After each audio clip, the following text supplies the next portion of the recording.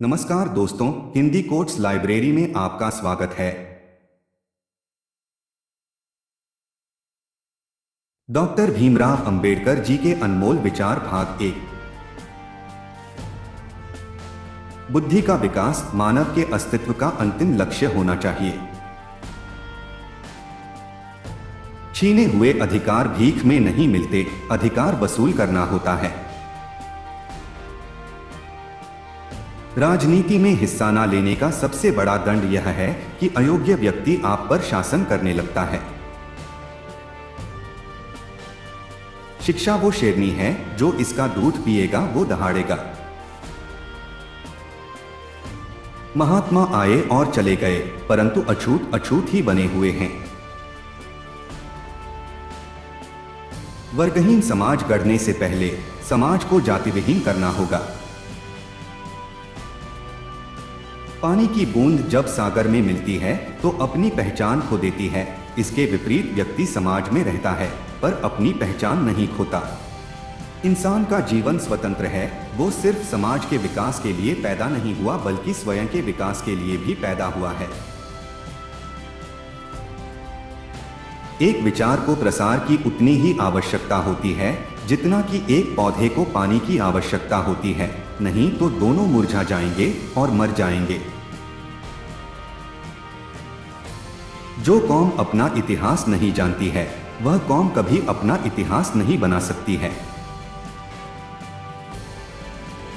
महान प्रयासों को छोड़कर इस दुनिया में कुछ भी बहुमूल्य नहीं है। यदि आप मन से स्वतंत्र हैं, तभी आप वास्तव में स्वतंत्र हैं। एक सफल क्रांति के लिए यह आवश्यक नहीं है कि असंतोष हो। जो आवश्यक है वह है न्याय, आवश्यकता, राजनीतिक और सामाजिक अधिकारों के महत्व पर गहन विश्वास।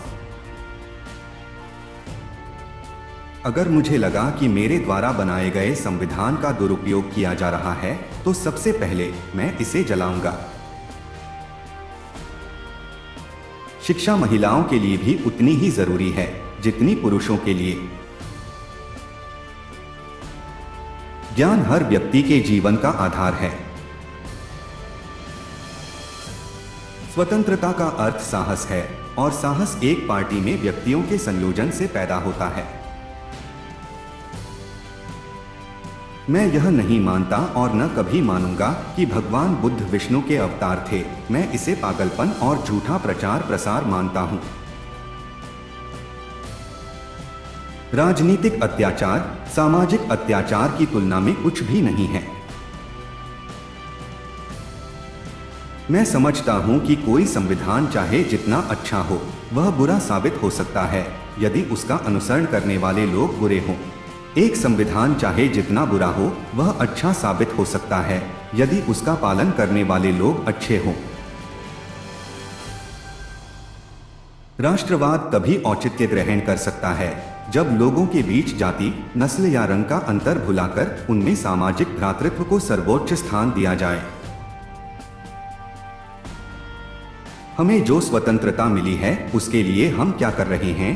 यह स्वतंत्रता हमें अपनी सामाजिक व्यवस्था को सुधारने के लिए मिली है, जो समानता, भेदभाव और अन्य चीजों से भरी हुई है, जो हमारे मौलिक अधिकारों के साथ संघर्ष करती है। यदि हमें अपने पैरों पर खड़े होना है, अपने अधिकार के लिए लड़ना है, तो अपनी ताकत और बल को पहचानो, क्योंकि शक्ति और प्रतिष्ठा संघर्ष से ही मिलती है। आज भारतीय दो अलग अलग विचारधाराओं द्वारा शासित हो रहे हैं। उनके राजनीतिक आदर्श जो संविधान के प्रस्तावना में इंगित हैं, वो स्वतंत्रता, समानता और भाईचारे को स्थापित करते हैं, और उनके धर्म में समाहित सामाजिक आदर्श इससे इनकार करते हैं। हालांकि मैं एक हिंदू पैदा हुआ था, लेकिन मैं सत्य निष्ठा से आपको विश्वास दिलाता हूं कि मैं हिंदू के रूप में मरूंगा नहीं। मंदिर जाने वाले लोगों की लंबी कतारें जिस दिन पुस्तकालय की ओर बढ़ेंगी, उस दिन मेरे इस देश को महाशक्ति बनने से कोई रोक नहीं सकेगा। इस पूरी दुनिया में गरीब वही है जो शिक्षित नहीं है, इसलिए आधी रोटी खा लेना, लेकिन अपने बच्चों को जरूर पढ़ाना। ज्ञानी लोग किताबों की पूजा करते हैं, जबकि अज्ञानी लोग पत्थरों की पूजा करते हैं। जिसे अपने दुखों से मुक्ति चाहिए उसे लड़ना होगा, और जिससे लड़ना है उसे उससे पहले अच्छे से पढ़ना होगा, क्योंकि ज्ञान के बिना लड़ने गए तो आपकी हार निश्चित है। कुछ लोग सोचते हैं कि धर्म समाज के लिए आवश्यक नहीं है। मैं यह दृष्टिकोण नहीं रखता। मैं धर्म की नींव को समाज के जीवन और प्रथाओं के लिए आवश्यक मानता हूँ। मैं एक समुदाय की प्रगति को उस प्रगति की डिग्री से मापता हूँ जो महिलाओं ने हासिल की है। एक महान व्यक्ति एक प्रख्यात व्यक्ति से एक ही बिंदु पर भिन्न है कि महान व्यक्ति समाज का सेवक बनने के लिए तत्पर रहता है। मैं बहुत मुश्किल से इस कारवां को इस स्थिति तक लाया हूं। यदि मेरे लोग, मेरे सेनापति इस कारवां को आगे नहीं ले जा सकें, तो पीछे भी मत जाने देना। समाज को श्रेणी विहीन और वर्ण विहीन करना होगा, क्योंकि श्रेणी ने इंसान को दरिद्र और वर्ण ने इंसान को दलित बना दिया है। जिनके पास कुछ भी नहीं है वे लोग दरिद्र माने गए, और जो लोग कुछ भी नहीं हैं वे दलित समझे जाते हैं। समाज में अनपढ़ लोग हैं, ये हमारे समाज की समस्या नहीं है। लेकिन जब समाज के पढ़े लिखे लोग भी गलत बातों का समर्थन करने लगते हैं और गलत को सही दिखाने के लिए अपने बुद्धि का उपयोग करते हैं, यही हमारे समाज की समस्या है। अन्याय से लड़ते हुए आपकी मौत हो जाती है तो आपकी आने वाली पीढ़ियां उसका बदला जरूर लेंगी, लेकिन अगर अन्याय सहते हुए आपकी मौत हो जाती है तो आपकी आने वाली पीढ़ियां भी गुलाम बनी रहेंगी।